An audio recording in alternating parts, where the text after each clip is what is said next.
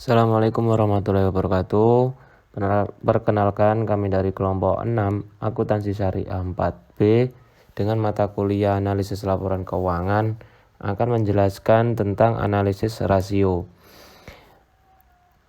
Dari anggota kelompok 6 yang berjumlahkan 3, yang pertama Nur Azizah Kumalasari, yang kedua Fauzi Galalamzah, yang ketiga Nurma Hidayah. Saya akan menjelaskan tentang pengertian rasio keuangan. Rasio keuangan merupakan kegiatan membandingkan angka-angka yang ada dalam laporan keuangan dengan cara membagi satu angka dengan angka lainnya. Perbandingan dapat dilakukan antar satu komponen dengan komponen dalam satu laporan keuangan atau antar komponen yang ada di antara laporan keuangan. Kemudian, angka yang diperbandingkan tersebut dapat berupa angka-angka dalam satu periode maupun beberapa periode. Rasio keuangan ini menurut James C. Vanhoum merupakan indeks yang menghubungkan dua angka akuntansi dan diperoleh dengan membagi satu angka dengan angka lainnya. Rasio keuangan digunakan untuk mengevaluasi kondisi keuangan dan kinerja perusahaan. Dari rasio keuangan terlihat kondisi kesehatan perusahaan yang bersangkutan. Contohnya, perbandingan angka-angka yang ada dalam satu laporan adalah komponen angka-angka dalam neraca. Misalnya, antara total aktiva lancar dengan kewajiban lancar antara total aktiva dengan total utang. Kemudian, dalam satu periode yang sama berarti dalam 1 tahun.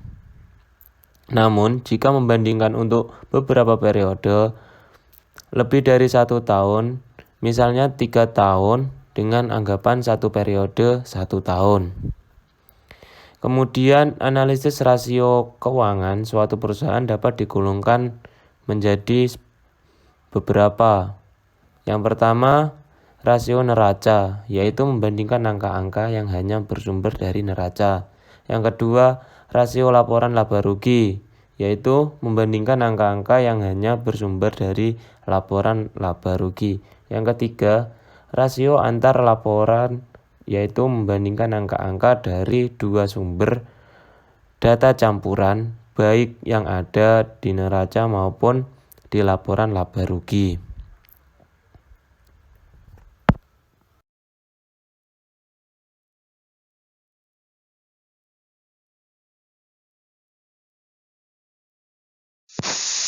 Bentuk-bentuk rasio keuangan.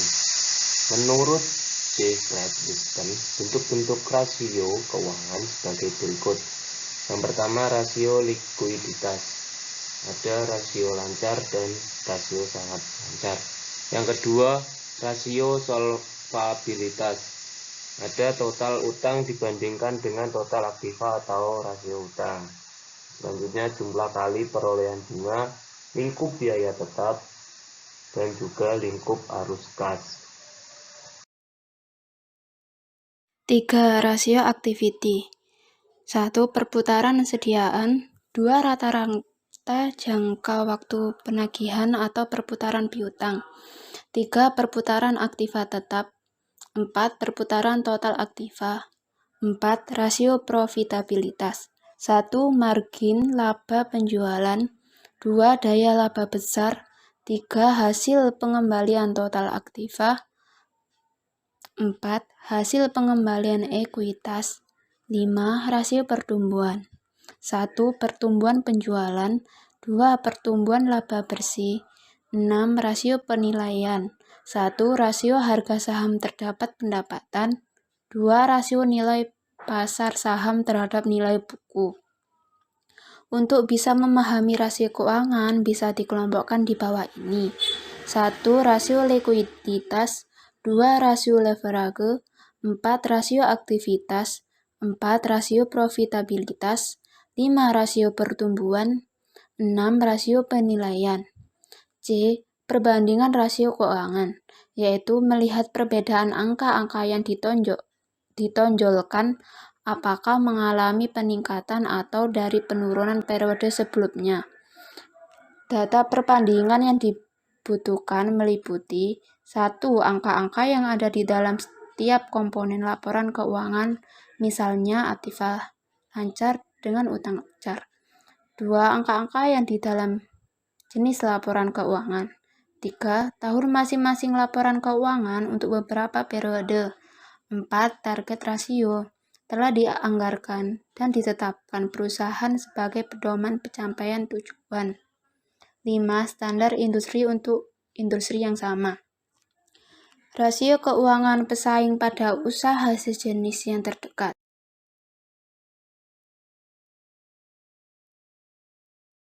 Selanjutnya, D. Keterbatasan rasio keuangan. Jeffrey Beston menyebutkan kelemahan rasio keuangan adalah sebagai berikut. 1. Data keuangan disusun dari data akuntansi. Kemudian, data tersebut ditafsirkan dengan berbagai macam cara. Misalnya, menggunakan metode penyusutan yang berbeda untuk menentukan nilai penyusutan terhadap aktivanya, sehingga menghasilkan nilai penyusutan setiap periode juga berbeda. 2. Prosedur pelaporan yang berbeda. Prosedur pelaporan yang berbeda mengakibatkan laba yang dilaporkan berbeda pula, dapat naik ataupun turun, tergantung dari prosedur pelaporan keuangan tersebut. 3. Adanya manipulasi data.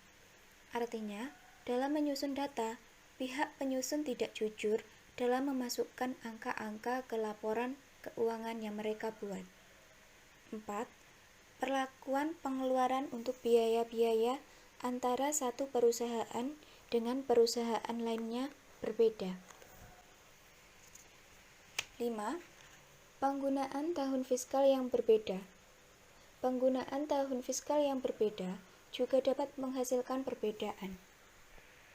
6. Pengaruh musiman mengakibatkan rasio komparatif akan ikut berubah. 7. Kesamaan rasio keuangan yang telah dibuat dengan standar industri belum menjamin perusahaan berjalan normal dan telah dikelola dengan baik. Ada beberapa hal yang perlu diperhatikan dalam menganalisis laporan keuangan. Di antaranya, 1. Analisis dan perhitungan harus dilakukan secara cermat dan akurat. 2. Kalau terjadi perbedaan, sebaiknya direkonsiliasi terlebih dahulu. 3. Dalam menyimpulkan hasil rasio keuangan suatu perusahaan, hendaknya dilakukan secara hati-hati. 4. Sebaiknya, analisis harus memiliki dan menguasai informasi tentang operasional dan manajemen perusahaan. 5. Jangan terlalu terpengaruh dengan rasio keuangan yang normal. 6. Analisis juga harus memiliki indera keenam yang tajam, artinya dapat melihat hal-hal yang terkandung atau tersembunyi dalam laporan keuangan berdasarkan pengalaman sebelumnya. E. Hubungan antar berbagai rasio. Rasio laporan keuangan memiliki hubungan tersendiri antar rasio. Hubungan ini bisa merupakan hubungan rasio antara laporan keuangan yang satu dengan yang lain, atau hubungan dalam komponen dalam satu laporan keuangan. Hubungan tersebut dapat bersifat positif maupun negatif tergantung rasio keuangannya. Contoh, hubungan antar berbagai rasio keuangan yaitu 1. Hubungan antara rentabilitas ekonomi dengan rentabilitas modal sendiri. Misalnya, hubungan antara rentabilitas ekonomi dengan rentabilitas modal sendiri bersifat positif. Artinya, semakin besar rentabilitas ekonomi akan berakibat besar pula pada rentabilitas modal sendiri. Yang kedua, hubungan antara rasio utang dengan rentabilitas modal sendiri. Hubungan kedua rasio ini dapat bersifat positif dan bersifat negatif. Pengaruh positif memiliki arti semakin besar rasio utang, Besar pula rasio modal sendiri dengan catatan kalau rentabilitas ekonomi lebih besar dari tingkat harga. Untuk pengaruh negatifnya, yakni kalau rentabilitas ekonomi lebih kecil dari tingkat bunga, rasio utang bertambah dan rasio modal menjadi kecil.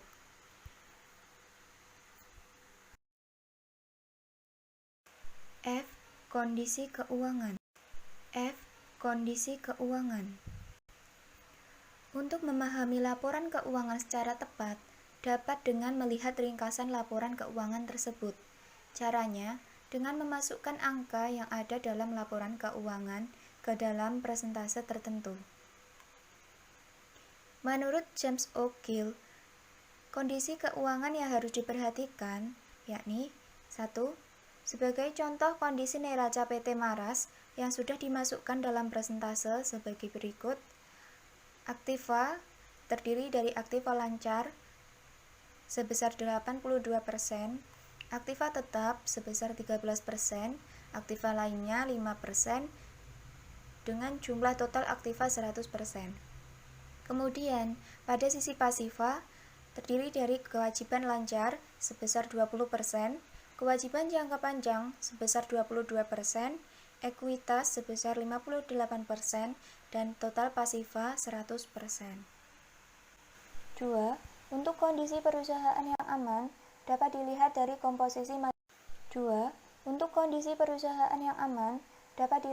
komposisi masing-masing aktiva, utang, dan modalnya. Untuk kondisi aman, apabila komposisinya adalah sebagai berikut.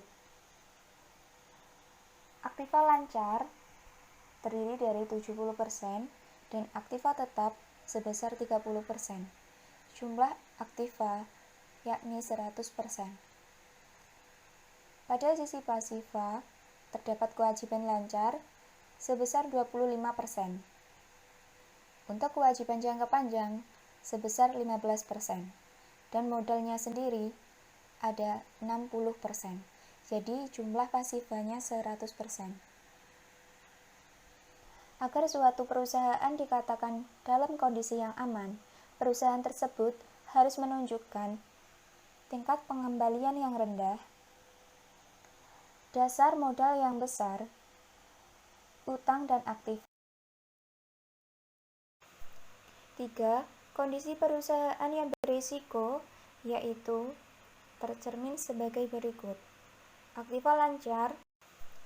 3. Kondisi perusahaan yang berisiko, yaitu tercermin sebagai berikut. Aktiva lancar 30%, aktiva tetap 70%, kewajiban lancar 20%, kewajiban jangka panjang 45%, dan modal 35%. Suatu perusahaan dikatakan dalam kondisi tidak aman adalah 1. Tingkat pencairan aktiva yang tinggi atau aktiva sulit dicairkan nilainya. 2. Aktiva jangka panjang yang tinggi. 3. Dana dari luar lebih dari 50% bisnis. 4. Dasar modal yang kecil. 5. Pertumbuhan yang tinggi. 6. Pendapatan sangat fluktuatif. Sebagai catatan, rasio tersebut di atas tergantung dari jenis usaha. Terima kasih kami sampaikan. Mudah-mudahan ilmu yang disampaikan oleh kelompok 6 bisa bermanfaat bagi kita semua. Ada kurang lebihnya dari kami, mohon maaf yang sebesar-besarnya. Akhir kata, wallahul muwaffiq ila aqwamit thoriq. Wassalamualaikum warahmatullahi wabarakatuh.